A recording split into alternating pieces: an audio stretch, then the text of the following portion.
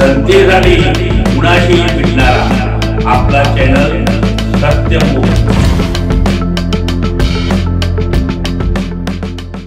हेरले तालुका हातकणंगले येथे रमजान ईदची नमाज पठण अदा करण्यात आली।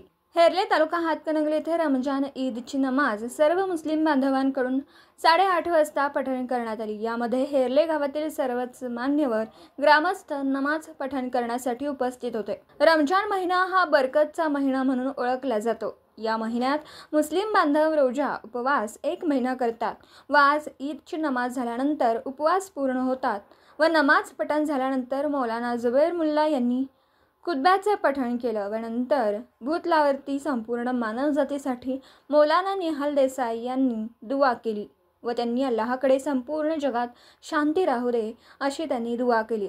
सत्यमुख प्रतिनिधी हबीब मिर्झाई, हेरले तालुका हातकणंगले। जनतेसाठी कुणाशीही भेटणारा आपला सत्यमुख। लाईक करा, शेअर करा आणि बेल आयकॉन ऑन करा। मित्रांनो, विसरू नका।